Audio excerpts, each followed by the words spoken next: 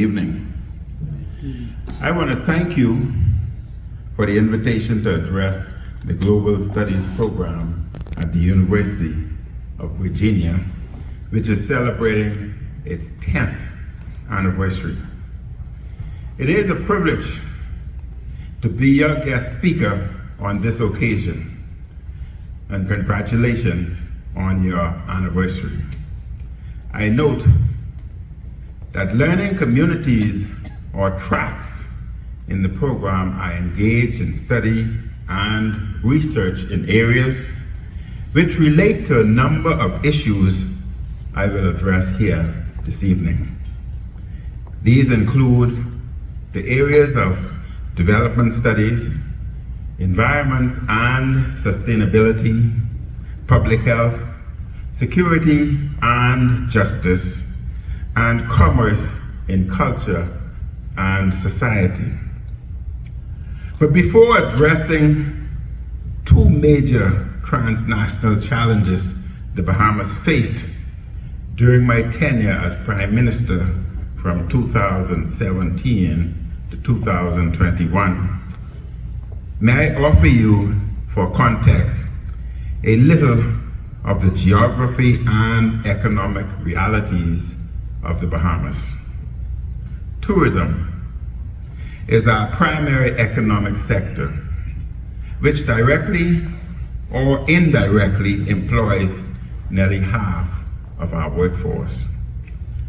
Approximately 60% of our overall GDP is derived from tourism.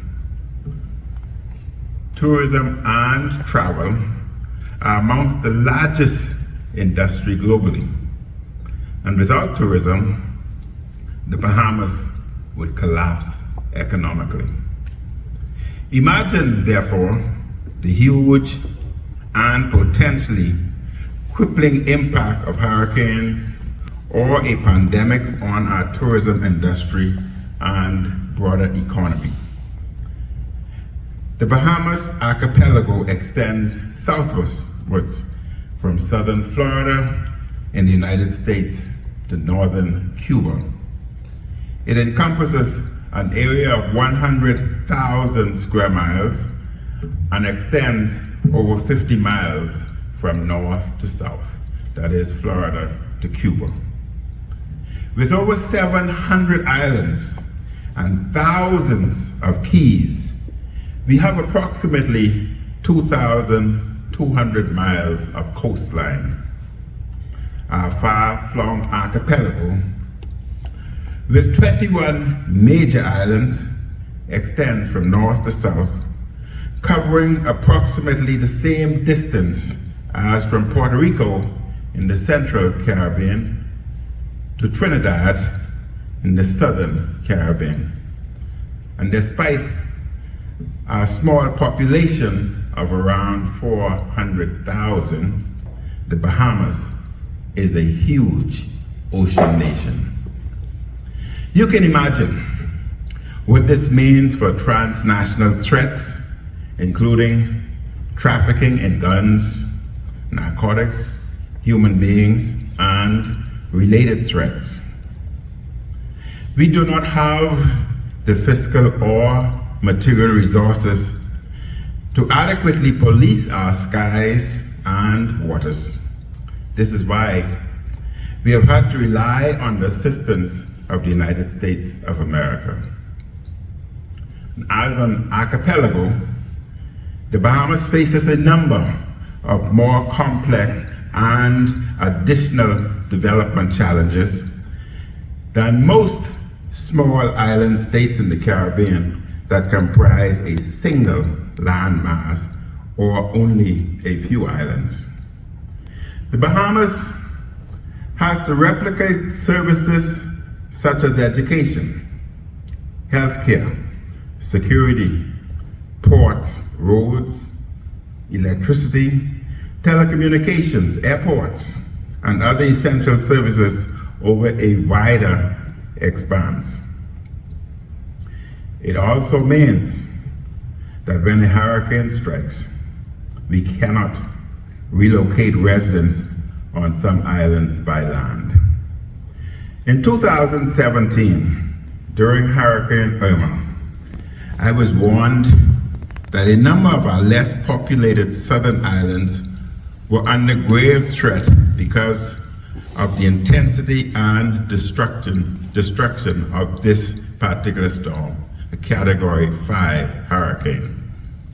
Some of these areas lacked durable shelters. Moreover, it would have taken some time for the central government to engage in rescue, recovery, and relief efforts in these areas. Accordingly, in a first in the history of the Bahamas, I had to order an air evacuation of some areas. Air evacuations are more difficult and require greater resources. Hurricane Irma was in some ways a warning of things to come. 2 years later, we were visited by a monster storm whose name was Dorian. And Hurricane Dorian was an unprecedented destructive force of wind and rain and sea surge that ripped into the islands of the northern Bahamas beginning on September 1st, 2019. The naturally warm aquamarine and jade waters of the Bahamas, made even warmer by the emission of earth-warming carbon gases, were rapidly forged and mobilized into instruments of death and destruction. Bahamians went to bed with Dorian as a Category 4 hurricane. The next morning, the country awoke, horrified at how quickly the storm had strengthened to a Category 5 storm.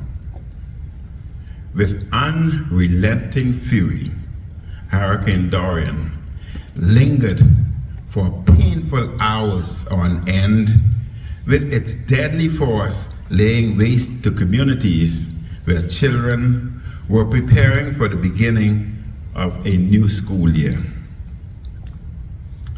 It remained stationary over the islands of Grand Bahama and North Abaco with destructive winds, storm surge, and rain hazards exacerbated for the 30-hour fixed position of the storm's eye wall on some communities, 30 hours. At its peak, Dorian had maximum sustained winds of 185 miles per hour and gusts to over 220 miles per hour. In fact, some of the young gentlemen in some of the affected communities had wind velocity gauge, and they had monitored this wind velocity to as high as 285 miles per hour. There were storm surges of 18 to 23 feet above normal tide levels, roughly 3 times my height of 6 foot. The picturesque and industrious principal town of Marsh Harbor on Abaco essentially disappeared. There was nothing left of it but heaps of rubble. East End, on our second most populous island, Grand Bahama, was in ruins. Dorian became the worst Atlantic hurricane in history to hit the northern Bahamas. Surveying the devastation by helicopter after the hurricane, UN Secretary General Antonio Guterres stated, "I'm horrified by the level of devastation. I've never seen anything like this." Ladies and gentlemen, the small island countries in the Caribbean, in the Atlantic, in the Pacific, and in the Indian Ocean, and around the world are on on the front lines of being swallowed into an abyss, created initially by human activity and increased by inactivity. Because of the geographic distribution of the Bahamas, any number of hurricane trajectories may result in dire and protracted implications of our inhabited islands. Our warming climate results in the increased severity and frequency of hurricanes for our archipelago, and it destroys our natural defenses against such storms. Coral and mangrove degradation, land erosion, increased tidal movements and other consequences of global warming increase our vulnerability and handicap our ability to develop and to establish effective resilient measures.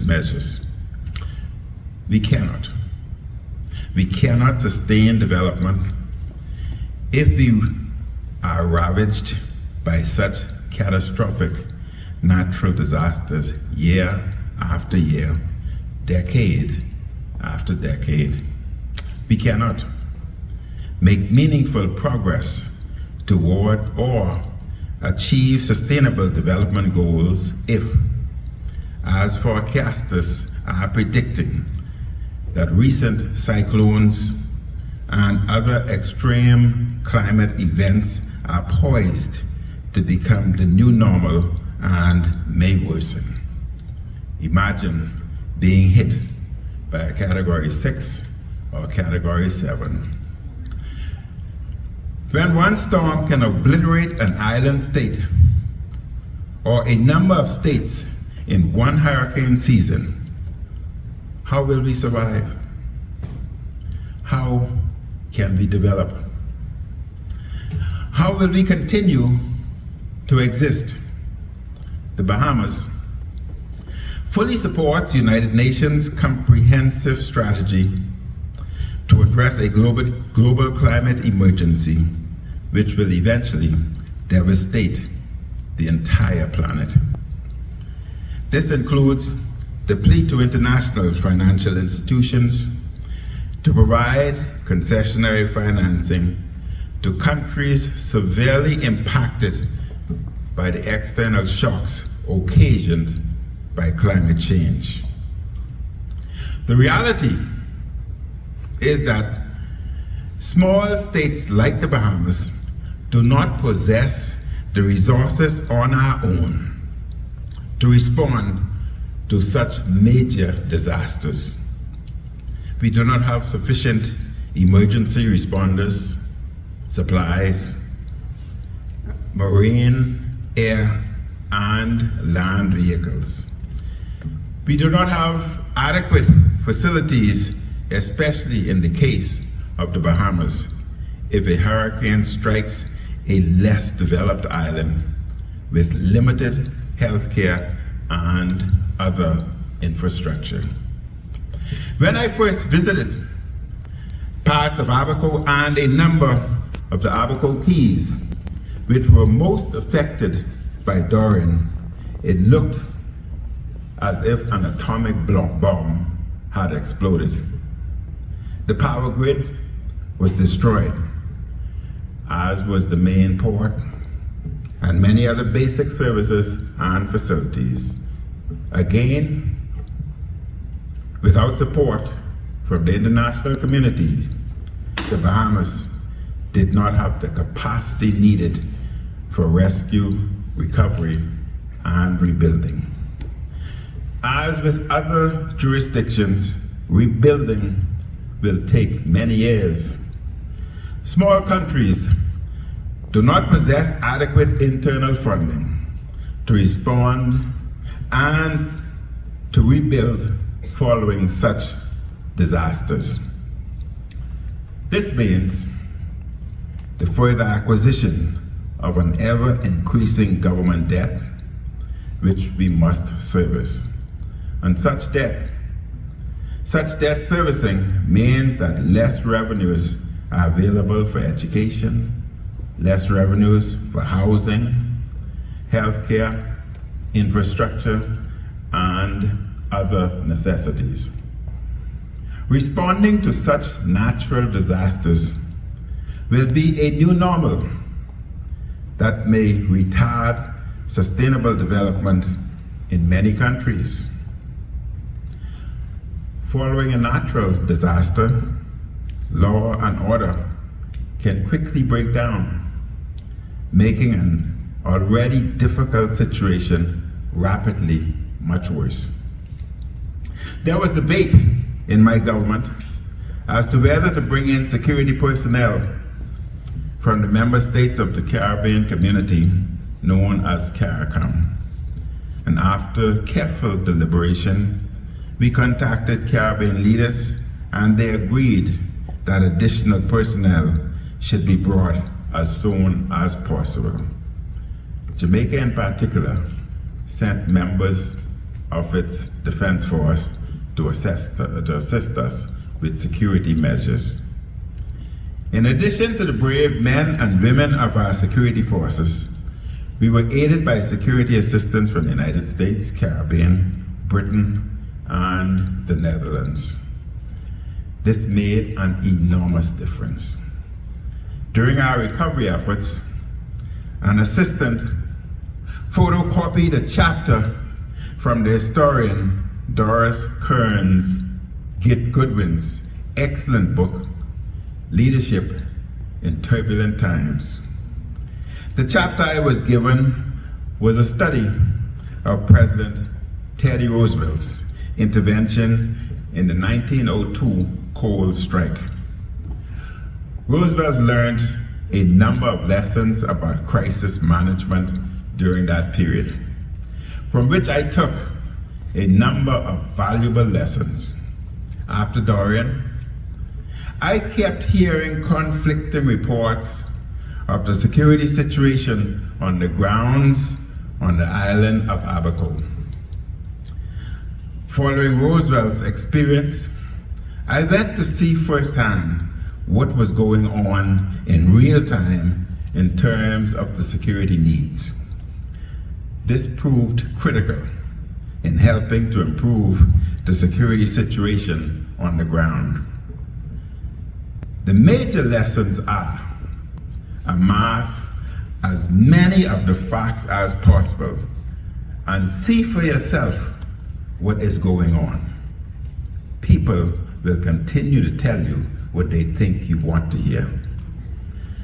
Ladies and gentlemen, with the Bahamas still reeling from the devastation of Hurricane Dorian, within months, we were quickly faced with a global pandemic. In early 2020, the COVID-19 pandemic, one of the great historic pandemics, shattered the global and national economies. International tourism came to a dramatic and unprecedented halt. Much worse than in the 2008 Great Recession, the Bahamas economy collapsed within months. We experienced tremendous loss of GDP, tourism numbers, government revenue, savings, and other chilling statistical declines. Our losses were equally measured in increased unemployment, greater personal and business debt, and food insecurity for tens of thousands of Bahamians. Because we are a far-flung archipelago, our challenges in responding to both Dorian and COVID-19 at the same time were made greater. This was especially so because many of our more rural areas in our family of islands have limited healthcare facilities, medical supplies, and personnel. There was much that was not known about the virus? How dangerous was it? How easily was it transmitted? How might it mutate? And could it become even more dangerous? How long might such a pandemic last? How many people could die? Do we have sufficient health facilities, supplies, and medicine to take care of the ill and the dying? Because I served as a medical doctor for many decades and previously served as Minister of Health, I was acutely aware of what was needed to respond to a pandemic. As Prime Minister, I knew that to save lives and livelihoods, my government had to respond comprehensively to a wide range of health, economic, and social needs. One of the first response to a major crisis is to find the right leadership. We were fortunate in the Bahamas to have a medical doctor with tremendous experience in public health in general and pandemic response in particular. I was pleased at that time to appoint Dr. Mercelin Dahl-Regis as my special assistant. She played a pivotal and essential role in coordinating our comprehensive health care response. She was joined by a team of other medical professionals and civic leaders. As the world went into crisis mode, economies went into meltdown, global travel grounded to a halt. Supply chains of many goods were disrupted, including food and other vital goods. Government revenues collapsed.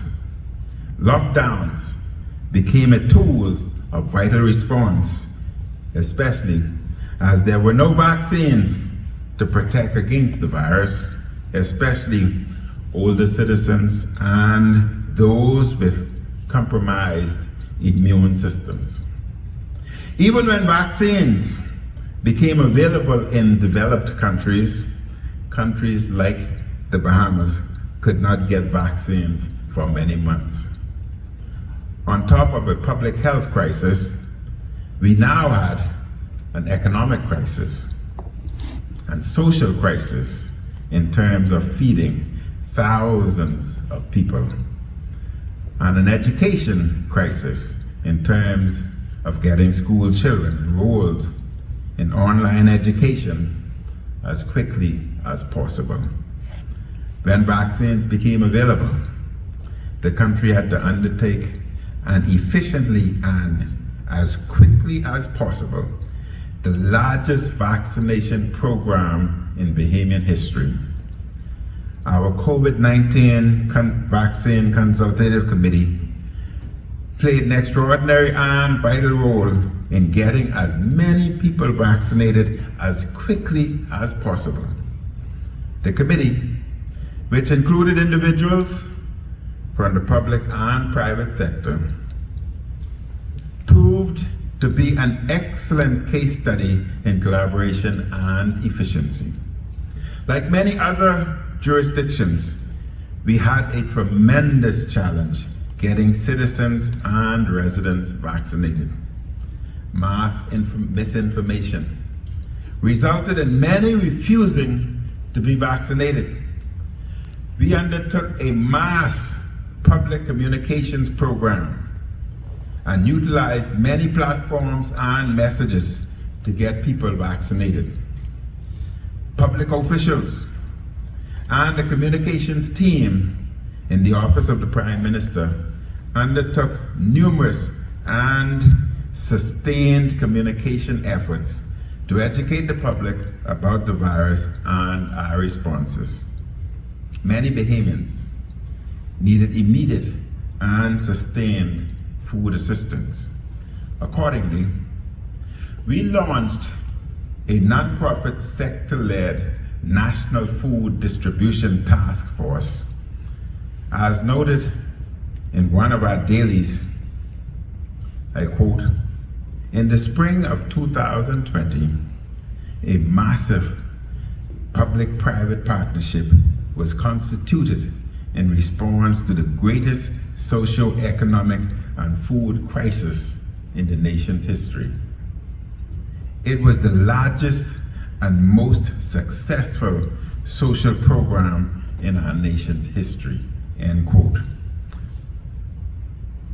Critically, many migrants in need were also provided with food. Ladies and gentlemen, COVID-19 demonstrated the vital need for teamwork, for creativity, and openness to getting the best people possible to assist in times of crisis. It also demonstrated the need to apply the best technologies and methods to various transnational challenges. A lady with a comorbidity told me after the worst of the pandemic that she was hesitant about getting vaccinated. But she eventually did. She did because a dear friend convinced her to do so, and due to the many sustained public messages. She said, in retrospect, she is convinced that the vaccine helped her to avoid serious illness and perhaps saved her life. And at the end, this is what it was all about: saving and protecting life. As in every jurisdiction, there was considerable criticism of the government's pandemic response.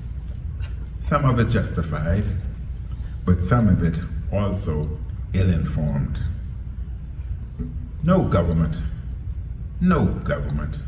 got everything right. In hindsight, various governments may have made a number of different decisions. However, I truly believe in my heart, and as some international observers stated, the Bahamas did many things right given the circumstances.